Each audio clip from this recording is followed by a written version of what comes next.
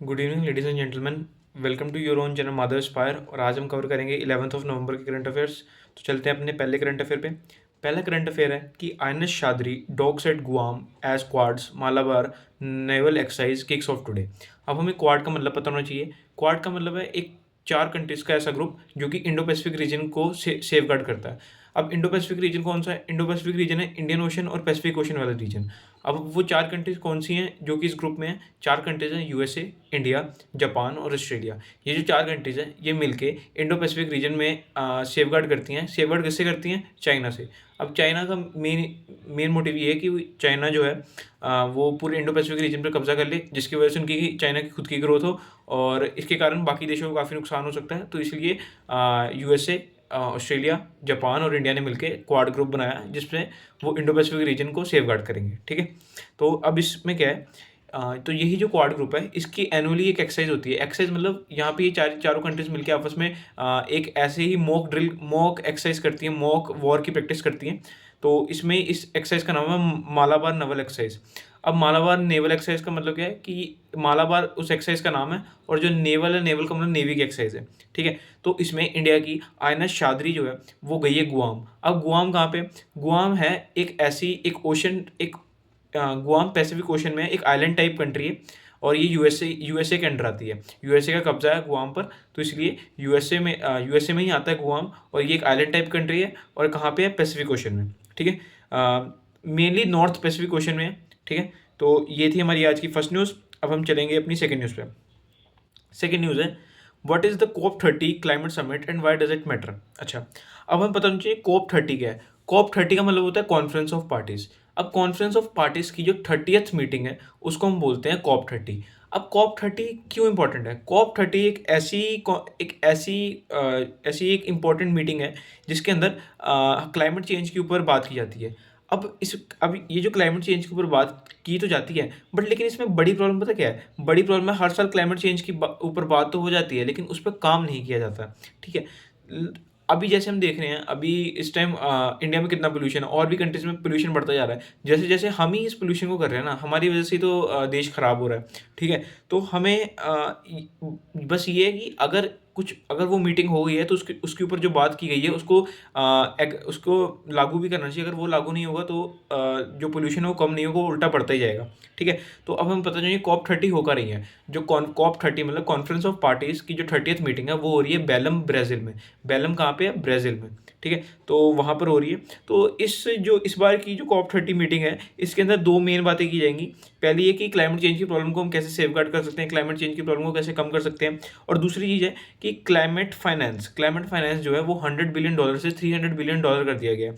कि जैसे कि ये जो सारी कंट्रीज हैं मिलकर आपस में $300 बिलियन इकट्ठा करेंगी और इसको क्लाइमेट के ऊपर लगाएंगी ताकि क्लाइमेट बचाया जा सके। ठीक है, इसके अलावा एक और चीज़ है, जो बिग कंट्रीज जैसे यूके, यूएसए, फ्रांस, रशिया, इन सब कंट्रीज ने ना मिलके बहुत ज़्यादा पोल्यूशन कर दिया है। तो ये जो कंट्रीज हैं आपस में मिलके ऐसा करें कि अपनी एक एनुअल रिपोर्ट तैयार करें कि उन्होंने कितनी कार्बन एमिशन की है। जितनी कार्बन एमिशन की जाएगी उसके कारण पता लगेगा, उसके कारण ये नए नए स्टेप्स लेके आएंगे और उतना मनी ट्रांसफर ज़्यादा होगा। जो क्लाइमेट फाइनेंस है वो इन कंट्रीज़ का ज़्यादा होगा, इनका कार्बन एमिशन ज़्यादा होगी। ठीक है, बट लेकिन ऐसा ये जो बड़ी कंट्रीज है ना ये ऐसा करती नहीं है।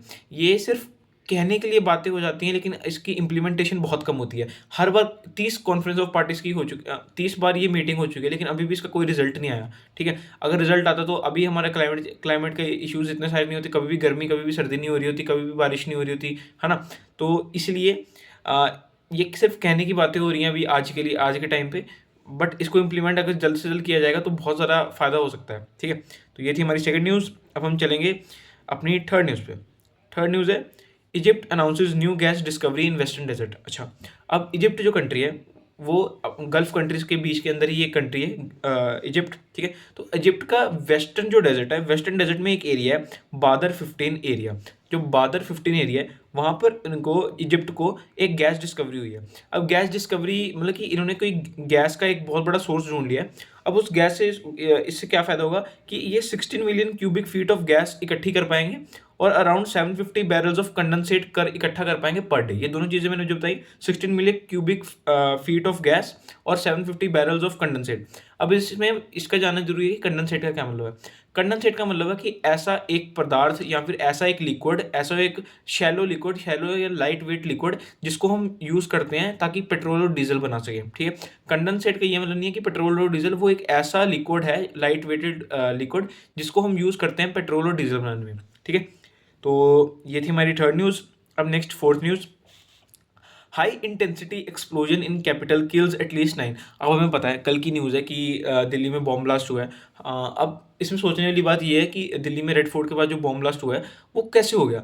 हमारी कैपिटल में अगर बॉम्ब ब्लास्ट हो रहा है तो फिर तो जो बाकी की स्टेट्स हैं उनमें तो कितना ज़्यादा खतरे की बात है। अगर कैपिटल में ये सब हो रहा है तो बाकी स्टेट्स, बाकी सिटीज़ में क्या हो सकता है, बहुत कुछ हो सकता है ना।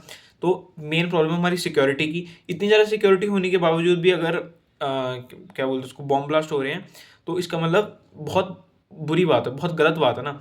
तो इससे हमें पता चलता है कि रेड फोर्ट इसी के कारण ना, जो ये ब्लास्ट हुआ, इसी कारण जो इंटरनेशनल इंदिरा गांधी एयरपोर्ट है उसके ऊपर और रेलवे स्टेशन के ऊपर, इन सब के ऊपर हाई अलर्ट लगा दिया है। हाई अलर्ट इसलिए लगाया है क्योंकि ज़्यादातर जो बॉम्ब ब्लास्ट होते हैं वो ज़्यादा पॉपुलेटेड एरिया में होते हैं, जहाँ पे बहुत ज़्यादा पॉपुलेशन है, ताकि मैक्सिमम लोगों को नुकसान हो।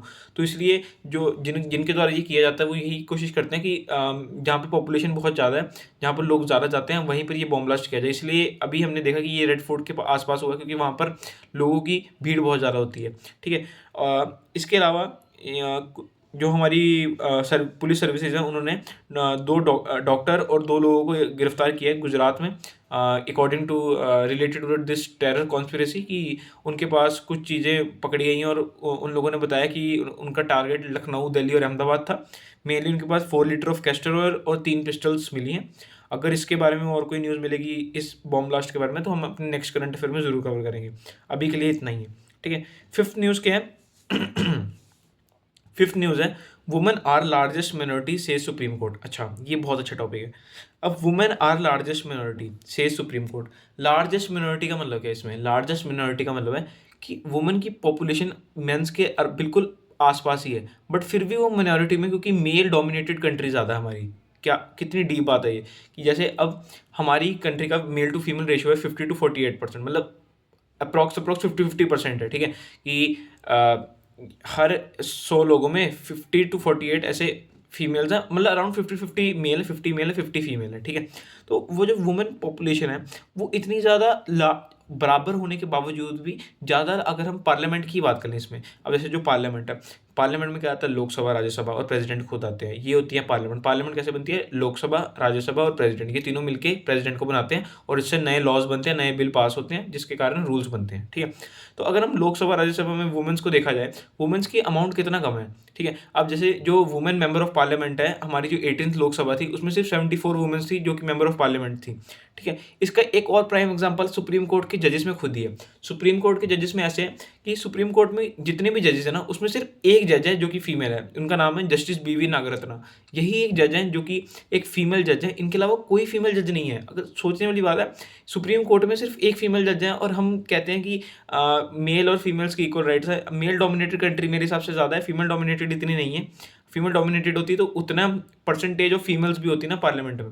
ठीक है, इसका एक और 2-3 प्राइम एग्जांपल है। जैसे आप लोकसभा जो है, लोकसभा में टोटल 530 सीट्स होती हैं। ठीक है, तो उसमें अराउंड 74 वुमेन्स है, मतलब 13% ऑफ वुमेन्स है। इसके अलावा बाकी जो बचे गए वो मेल हैं। ठीक है, राज्यसभा में 245 seats, around 60 to 65 seats women की हैं, जिसमें वुमेन है।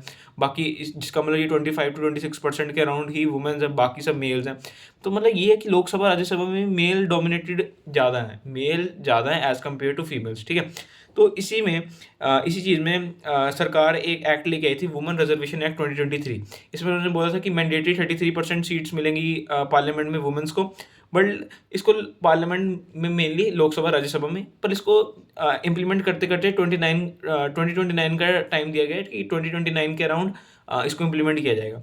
ठीक है, तो अभी भी इससे ये पता लगता है कि फीमेल्स कम हैं हमारी जो हमें रिप्रेजेंट कर रही हैं as compare to males. Females और मेल्स का रेशियो आपस में बराबर होना चाहिए, जैसे पॉपुलेशन में है वैसे ही representation in the acts of leadership, females और मेल्स का रेशियो बराबर होना चाहिए। ठीक है, तो इसके बाद हम चलेंगे अपनी सिक्स्थ न्यूज़ पे। सिक्स्थ न्यूज़ है, how should law schools change attendance norms. अच्छा, अब इसका क्या मतलब है? इससे एक ये केस से रिलेटेड है। केस था Sushant Rohilla case 2016, Sushant Rohilla murder case 2016। इसमें क्या था कि एक लड़का था जिसका नाम था सुशांत रोहिला। 2016 में वो एलएलबी कर रहा था किसी लॉ स्कूल से, और वहाँ से उसकी जो अटेंडेंस थी वो बहुत ज़्यादा कम थी। और 70 रूल है हमारे इंडिया में कि 75% अटेंडेंस होनी चाहिए तभी वो एग्ज़ाम दे सकता है। तो उसकी 75% से अटेंडेंस कम थी, और उसको ये भी नहीं बताया गया, उसको कोई वार्निंग भी नहीं दी गई। तो जिसके कारण उसने वो पेपर नहीं दे पाया, उसका फ्यूचर एंड हो गया, और उसने खुद सुसाइड कर लिया। तो इससे हमें क्या पता लगता है कि देश में अभी भी ऐसे अगर 70 to 75% अटेंडेंस का रूल है, तो उसके बाद एक वार्निंग देनी चाहिए ना, एक वार्निंग देनी चाहिए, एक नोटिस देना चाहिए, उसके काउंसलिंग होनी चाहिए उसकी, क्योंकि वो कॉलेज या स्कूल क्यों नहीं आ रहा है। तो अगर ये सब होता तो उसका मर्डर, उसका सुसाइड तो नहीं ना होता। अगर उसका सुसाइड नहीं होता तो वो बच जाता। तो एक एक लाइफ कितनी मैटर करती है, इससे ये पता लगता है कि सिर्फ एक स्कूल, सिर्फ एक रूल की वजह से किसी की जान चलेगी, और जो सबसे इंपॉर्टेंट चीज़ है वो है जान।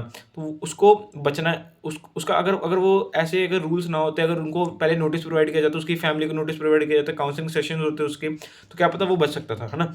तो यही था वो केस कि कैसे एक रूल के कारण किसी बच्चे की डेथ हो जाती है। तो ये ये इस चीज़ के बारे में पता होना चाहिए कि आपस में लोगों के बीच ये जो रूल्स हैं इन सबको चेंज होना चाहिए, नई पॉलिसीज़ आनी चाहिए, मॉडर्न पॉलिसीज़ आनी चाहिए, जिनके कारण जिसमें वो वार्निंग दें, नोटिस दें, काउंसलिंग सेशंस रखें उन बच्चों का जो कॉलेज अटेंड नहीं कर रहे हैं, ठीक है? जिससे सुसाइड के केसेस कम हो सकें, ठीक है? तो अब हम चलेंगे अपनी लास्ट न्यूज़ पे। लास्ट न्यूज़ है, unseen barrier, less than 40% of UPSC civil services candidates were women over in 10 years. अच्छा, अब ये न्यूज़ है कि जो अराउंड लास्ट 10 ईयर्स की जितना भी यूपीएससी सिविल सर्विसेज एग्ज़ाम जो एग्ज़ाम हुआ है, उसमें 2010 से लेकर 2021 तक ये है कि जो वुमेन्स है वो बहुत कम है एज़ कम्पेयर टू मेल्स, ठीक है? जो वुमेन का नंबर है पार्टिसिपेशन का वो कम है एज़ कम्पेयर टू मेल्स। 2010 में 23.4% वुमेन्स ने एग्ज़ाम दिया था यूपीएससी सिविल सर्विसेज का, और 2021 में 32.98% का। पर अगर सोचा जाए तो अगर हम 50-50 का रेशियो है, ठीक है? फिर भी 32.98 लोगों ने एग्ज़ाम दिया, बाकी 50 का क्या? तो इससे पता लगता है कि टोटल 100% में से मेल जो है वो यूपीएससी सिविल सर्विसेज का एग्जाम ज़्यादा दे रहे हैं एज़ कम्पेयर टू फीमेल्स 2021 तक। और इसके बाद अगर हम इसमें ट्रांसजेंडर की भी बात करी जाए तो 2021 में सिर्फ 4 ट्रांसजेंडर ने, मतलब 0.01% से भी कम ट्रांसजेंडर्स ने ये पेपर दिया था, जिसमें से किसी का भी सिलेक्शन नहीं हुआ था, लेकिन सिर्फ 4 ट्रांसजेंडर लोगों ने ही इस एग्ज़ाम को दिया था। तो इससे ये पता लगता है कि फीमेल और ट्रांसजेंडर लोगों को उतना सपोर्ट नहीं है, उतना डेवलपिंग उनका वो नहीं है कि वो, और उनको सपोर्ट नहीं है as compare to males. Males को बहुत ज़्यादा सपोर्ट है, ठीक है? तो इससे ये चेंज लाना ज़रूरी है कि जिससे बराबर का रेशो हो सके। अगर बराबर का रेशो होगा तभी देश आगे बढ़ेगा, सिर्फ मेल डोमिनेटेड कंट्री से कभी देश आगे नहीं बढ़ सकता। तो ये थी हमारी लास्ट न्यूज़। अब हम चलते हैं अपने होमवर्क पे। होमवर्क है, एटोमियासिस is often in news recently, what does it refer to? First इसका ऑप्शन है India's first quantum computer, second a defence satellite program, third a home grown AI platform developed by the Indus Valley group, और fourth an Indian space mission. तो ये थी हमारा आज का homework. इसका जवाब कमेंट सेक्शन में जरूर देना। मिलते हैं नेक्स्ट वीडियो में। Thank you.